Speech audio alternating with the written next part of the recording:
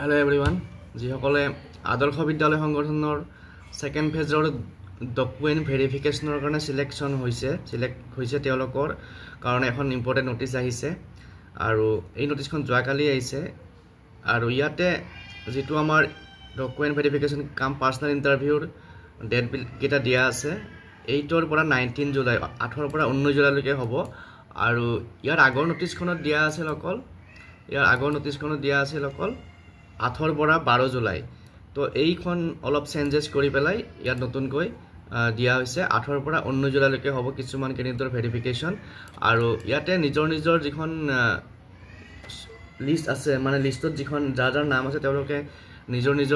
ডেটটো গম পায় কাৰ কেতিয়া আছে বাকিখিনি কন্ডিশন ঠিকে আছে তো ইয়াতে গ্ৰেজুৱেট টিচাৰ আৰ্টছ সায়েন্স তাৰ পিছত এসিস্ট্যান্ট টিচাৰ আৰ্টছ সায়েন্স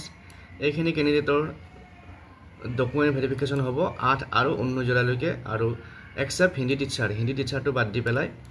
গটিকে যিসকলৰ লিষ্টত নাম আছে তেওঁলোকে হেমতে যাব লাগিব আৰু আপোনালোকে চাব ইয়াতে লাষ্টৰ ফালে কিছুমান যিখন লিষ্ট আছে ইয়াতে কিছুমানৰ একেবাৰে লাষ্টৰ ফালে 14 তাৰিখৰ পৰা একেবাৰে 19 তাৰিখলৈকে আছে গটিকে যিসকলৰ আছে হেমতে ডেট মতে যাব লাগিব আৰু এই নোটিছখন যোৱাকালি আহিছে যাতে সকলো ক্যান্ডিডেটে গম পায় আৰু হেমতে ৰেডি হৈ আহে গটিকে আজিৰ এই ভিডিঅ'ত এইখিনি ইনফৰমেশন শেয়াৰ কৰিলো বাকি আপোনালোকে আৰু এটা ইম্পৰ্টেন্ট আপডেট আছে ইয়াতে যে ক্যান্ডিডেট